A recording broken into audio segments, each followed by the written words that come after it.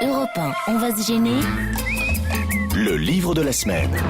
Va et dis-le aux chiens, un livre signé Isabelle Coudrier. Il faut vous expliquer que ce livre, on l'a choisi parce que quelqu'un qui travaille au Furet du Nord à Lille, une grande librairie de Lille, nous a dit, voilà, plutôt que de parler toujours des mêmes livres, on voudrait que vous parliez de ce coup de cœur qu'on a eu, nous, dans notre librairie au Furet du Nord, chez Fayard. Et on aimerait que vous nous disiez ce que vous en pensez. Alors, c'est vrai que ça fait 15 jours que je donnais le livre parce qu'il est un peu épais. On avait quand même un livre à lire la semaine dernière. Donc on a eu une semaine. Il fait combien de pages? Alors, 800 et quelques. 800 et quelques. Je l'ai donné à Caroline Diamant. Yann Ça a Moix. l'air d'être écrit petit. En plus. Caroline, alors vous pouvez résumer et nous dire si vous avez aimé? C'est lourd. Dans un sac à main, je peux vous dire, ça déchiquette l'épaule. Proportionnellement à la lectrice. Je vais vous dire comment s'est passée ma lecture. De la page 0 à 300, j'ai souffert. Là, tu l'as bien vendu déjà. Hein. Non, mais C'est-à-dire après. le plus dur, c'est de passer de la les 300. page- Et attends, Guillaume Pépi l'a lu en 2 tomes. Hein. De la page 300 à 800, eh bien, figurez-vous que ça m'a intéressé et que j'ai lu très rapidement. Ah. Alors, que vous dire? C'est une scénariste, c'est son premier roman. Elle développe, elle digresse. Il y a quand même beaucoup de qualités. Il y a une héroïne qui est une agrégée de mathématiques. Il y a un héros qui est critique de cinéma dans un journal qui s'appelle La Revue, qu'on imagine être aussi chiant que les cahiers du cinéma pour des gens comme moi. Comment vous dire? Elle décrit, ce sont des héros, des anti-héros. C'est-à-dire qu'ils ont des cerveaux passionnants, ils sont inadaptés complets à la vie de tous les jours, ils n'aiment personne, ils n'aiment rien. Et elle réussit un tour de force, c'est qu'elle arrive quand même à vous intéresser à ces personnages qui sont peu passionnants. Je peux pas vous raconter l'histoire, parce que comme je vous ai dit, elle fait beaucoup de digressions. L'histoire tient en une ligne, et je vous gâcherai donc les 800 pages. Ah oui. Je vous dis pas que... Ah non, faites pas ça. Nous gâchez pas les 800 pages. Pourquoi Non, va ouais. et dis-le aux chiens? Ouais. J'ai toujours Ouais. pas compris, c'est un titre pourri de chez Pourri. Ouais. Même à la fin des 800 pages, vous savez pas pourquoi elle a appelé son livre comme ça. Je sais juste que, en tout cas, à la lecture du titre et de la dernière page, je n'aurais jamais acheté ce bouquin. Je suis contente de l'avoir lu. Je peux pas parfaitement vous expliquer pourquoi. Peut-être que mes camarades. Il y a un charme. Voilà, il y a quelque chose quand même de... C'est très bien écrit, j'ai trouvé. Ah, très bien. C'est intéressant, mais parfois quand elle digresse, elle digresse. Voilà. Va et dis-le aux chiens. Ouais. Isabelle Coudrier. Yann Moix. Alors moi j'ai 2 minutes pour vous parler de 814 pages, ce qui fait 407 pages par minute. Donc en 1 seconde de parole, il faut que je résume 7 pages. Comme je suis lent, j'ai mis 3 minutes par page pour le lire, ça fait 2442 minutes à lire, donc 41 heures de lecture. J'ai donc 2 minutes pour résumer 41 heures de lecture, donc je dois résumer 20 heures de lecture par minute. Donc ça fait 1 seconde de chronique qui contient 20 minutes de lecture quand même. Alors tout ça pour Isabelle Coudrier, pas Balzac, pas Proust, pas Joyce, Isabelle Coudrier. Tout ça pour que page 315, c'est-à-dire au bout de 1005 minutes de lecture sur 16 heures de lecture, Louis aille frapper à la porte de Julie à 3 heures de l'après-midi. Ça rappelle ce que disait Paul Valéry, c'est la comtesse qui sort à 5 heures. Alors ça fait beaucoup, parce qu'au bout de 1005 minutes de lecture, on lit des choses comme « Eh bien, ça suppose de connaître Kant un peu, non ? Vous voulez dire la morale de Kant ? Oui, on peut le dire comme ça, sauf que Kant considère que c'est la morale universelle. Et Kant donne beaucoup d'exemples dans la critique de la raison pratique. C'est quoi la raison pratique ? Pratique, ici, veut dire morale, ça vient du grec praxis. Excusez ma cuistrerie. J'excuse pas vraiment la cuistrerie de l'auteur qui... Tu n'aimes pas Picasso ? Moi non plus, non, c'est pas vraiment de l'art. C'est moche, oui. Donc en fait, ce que je dirais de ce livre, c'est que, dont il y a quand même une page pas mal, hein, elle est page 815, c'est cet ouvrage a été imprimé en France par CPI Bussière à Saint-Armand-Montrond-Cher en mai 2011.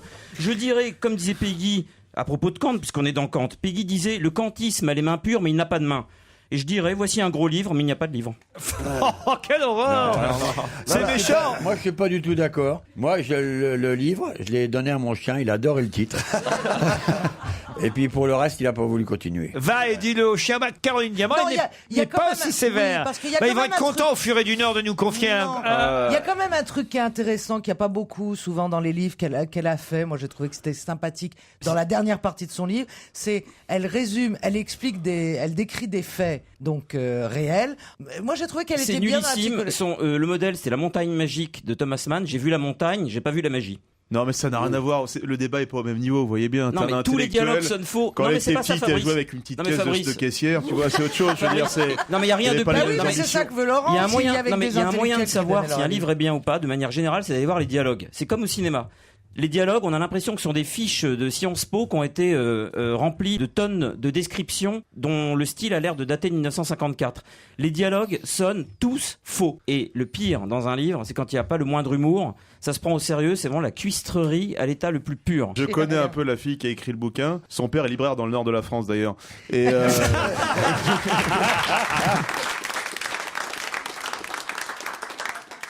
Europe 1, on va se gêner. Ciné, Motro. Pampan. Bonsoir Monique Pantel. Bonsoir. Boum. Qu'est-ce qu'elle fait? Shit.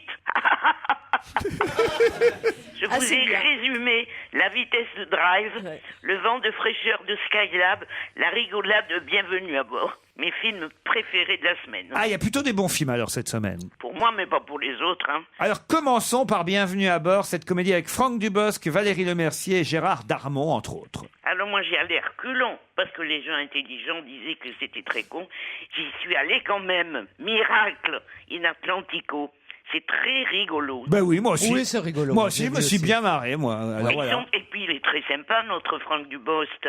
Alors, au début, il a l'air très con. Mais finalement, c'est un innocent. Il est gentil et sa gentillesse plaît à tout le monde. C'est une bonne comédie, franchement. C'est une bonne comédie.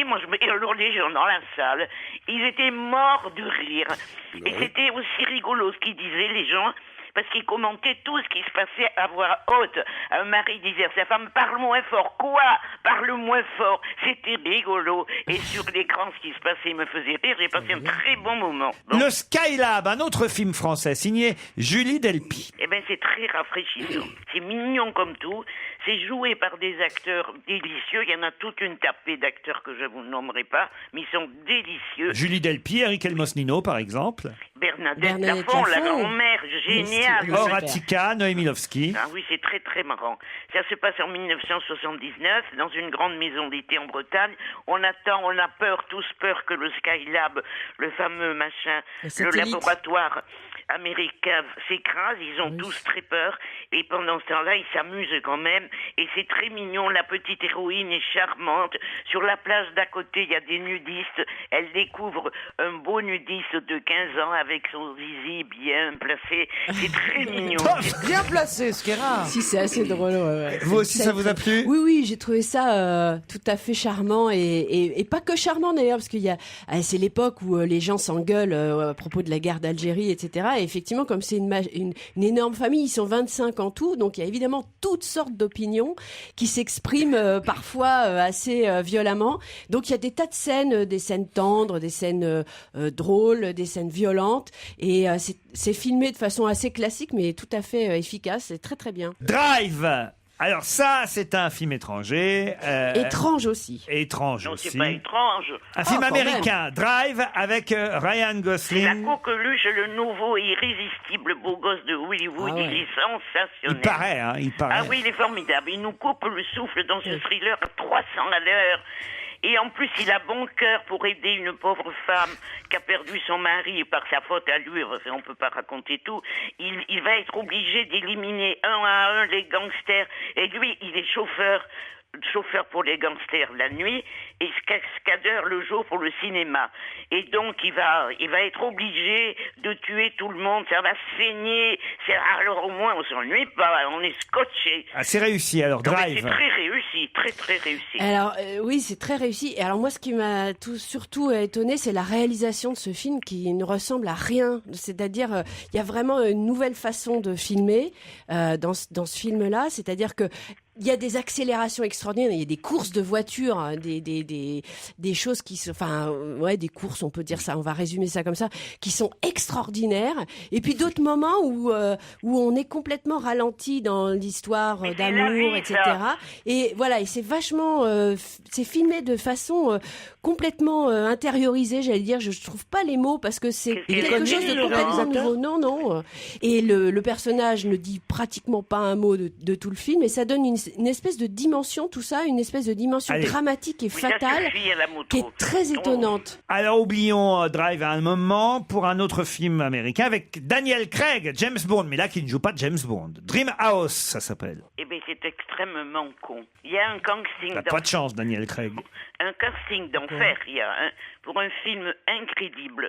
En arrivant dans leur nouvelle maison, Daniel Craig, dont on se souvient le talent et la beauté et tout ça, il arrive avec Rachel Weisz, sa compagne, et leurs 2 petites filles. Ils s'aperçoivent tout de suite qu'il y a des fantômes. Ils ont peur parce qu'il y a eu un crime dans cette maison. Un homme a assassiné sa femme et ses 2 filles. Qu'est-ce que vous croyez qu'il va faire, Daniel Craig? Partir? Déménager. Eh ben non, il reste là comme un grand con. Il a Ah mais rien ouais, compris. mais c'est très con, hein, les films d'horreur, j'ai toujours dit. Hein. Bah ouais, tu vois, il y a déjà eu 8 morts, et l'autre il dit non, laissez-moi, j'ai besoin de me reposer tout seul. Et en Non, plus- personne se repose, il y a eu 8 morts. Et en plus, il se pose des questions. Et si c'était lui le coupable, et si c'était lui qui avait tué sa femme, j'avais mal à la tête, j'en pouvais plus. Les gens rigolaient dans la salle, hein, quand même. On termine par Crazy Horse, un documentaire. Moi, j'y suis allée le voir pour mon papa. Parce que du temps d'Alain Bernardin, 1 fois par an, il m'invitait au Crazy. Mon père, je l'amenais, mais c'était un malin.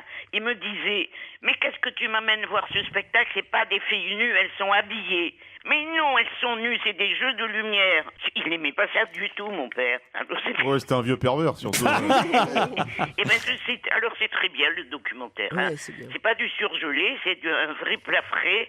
Et ce que je regrette, c'est qu'on n'explique pas un peu plus la vie des filles, pourquoi elles font ça, comment elles arrivent à avoir ces fesses sublimes, parce que c'est surtout les fesses qu'on voit. Elles ont des fesses admirables.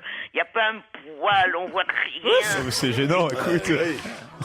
Isabelle Motro. Ah oui, c'est un excellent documentaire, hein. Franchement. Bon bah très bien. ouais. Crazy Horse, c'est un documentaire, mais il y a 3 films surtout qu'il faut retenir cette semaine. Bienvenue à bord, la comédie avec Dubosc, le Skyline, le film de Julie Delpy, et aussi Drive, évidemment, avec Ryan Gosling. Merci Monique Pantel, l'invité d'honneur dans un instant.